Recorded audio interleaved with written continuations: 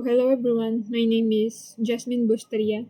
Sa video naman ito, ang pag-uusapan natin ay ang Matplotlib. Ano nga ba ang Matplotlib?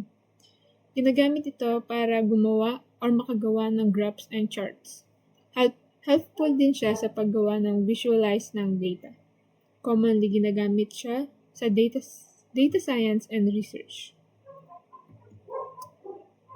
Matplotlib, a Python library used for creating graphs, charts, and data visualizations. Why use Matplotlib? Makes data easier to analyze, create visual representation of informations, useful for reports and presentations.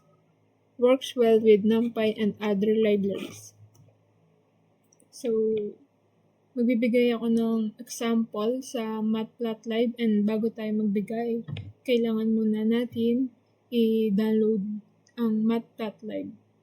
So, dito natin siya mada-download kung ang gamit nyo ay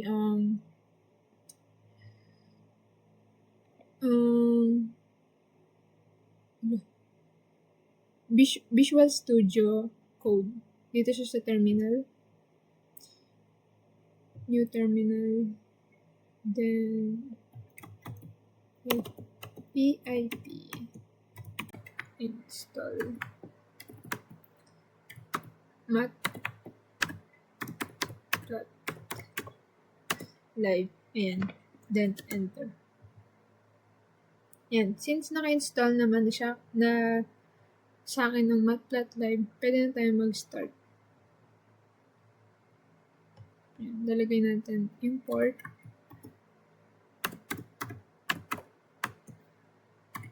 Matplotlib. Then, pyplot. Yung pyplot, para makagawa yan ng graphs. Kaya tayo may pyplot dito. Then, maglalagay tayo ng nickname for Matplotlib as PLT. Yan. Then, ang first example natin is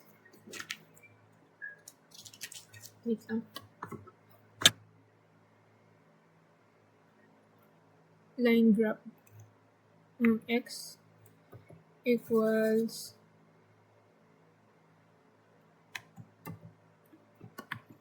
2020 year dito sa X. Then 2021, 2022, 2020, 3 and 4. 24. Ayan. Then, Y naman. Dito naman, value. Kunyari, 18, 26, 7, 6, 12. Yan. Para makagawa tayo ng graphs, kailangan natin PLT. Ayun. Itong PLT, short for Matplotlib. PLT.plot. Itong plot, ginagamit to para gumawa ng line graph. Kinoconnect niya yung value ng X and Y. Then, X, Y. Yan. Dito naman, paglalagyan na siya ng title. Ganda natin siya lalagyan ng title. That title. Yan. Kunyari, ang title natin ay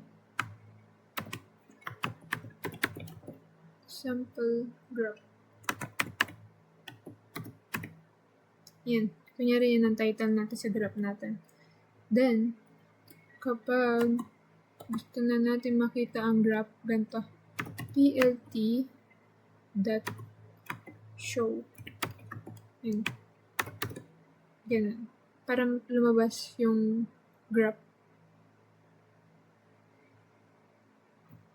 Pantayin lang natin. Ayan. Ayan na yung graph. Lumabas na siya. Tama ba? 18. Dito siya. Then pag ganun sa 20. Yan. Ganun ang example ng line graph. Kapag lalagyan din naman natin, paglalagyan natin ng name ang x and y, ganito naman.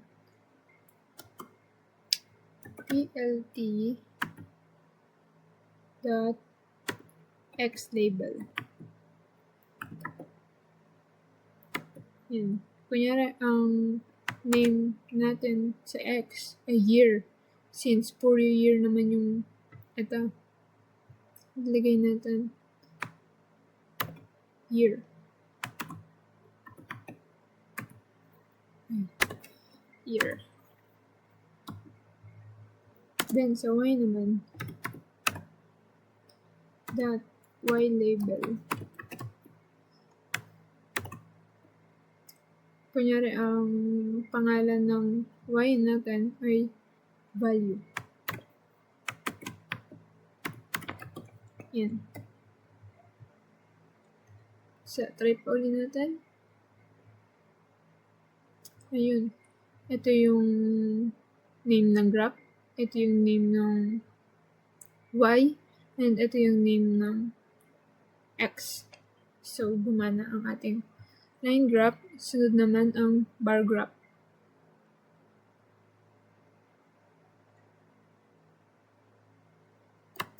Kunyari, student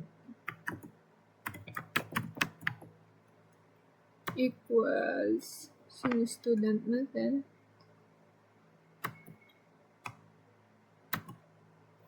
Kunyari ako, Jasmine.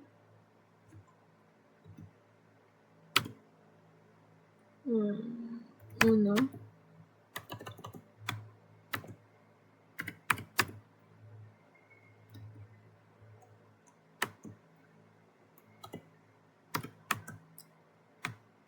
Lloyd.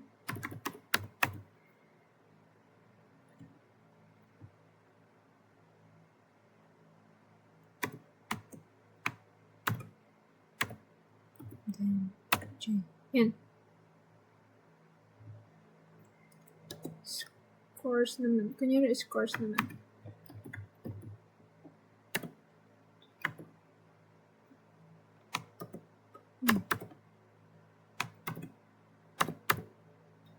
Scores ay 90, 99, 95, 89. Ayan.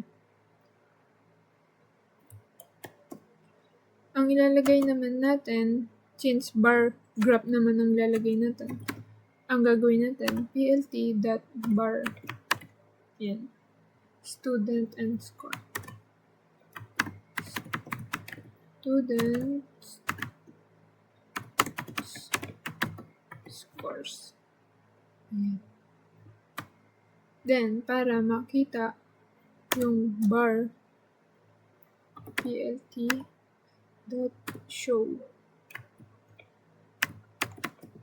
Yan. Ay.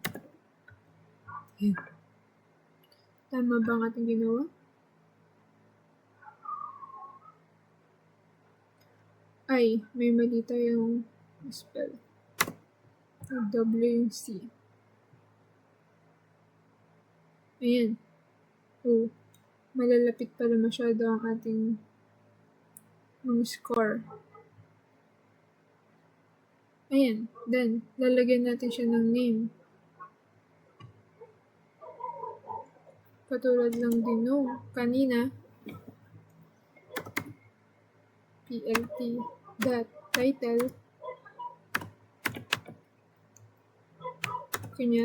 Kunyari, bar graph.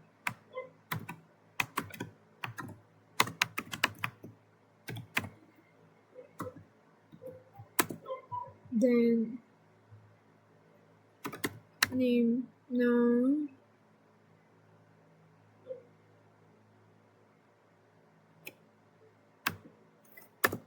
the y label. Students.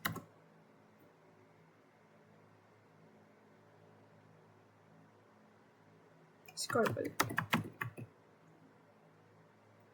Sa baba naman ay PLT X label. Dot X label. Yan. Then, score. Students naman dito. Yan. Kapag niran, baguhin natin tong score dahil masyado silang malalapit. Kunyari, 78. Dito is 85. Yan. Ito naman ay kunyari, 60. 69. Yan.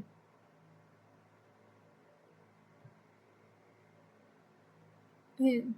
Lalabas. Ito yung name ng students, yung score, tsaka yung pangalan ng graph. Ayan. Tama ba? Si Jasmine ay 78. Ayan, tama. Si Uno ay 85. Yes, dito 85. Si Lloyd ay 95. Dito siya pinakamataas. And si Joy ay 69. Yes. So, ayan lang sa video na to. Marami rin naman pwedeng gawing graph ang matplotlib, line graph, bar graph, scatter plot, histograms, and pie graph. Ayun, yun yung mga pwedeng gawing graph dito sa matplotlib. So, ayan lang. Bye guys!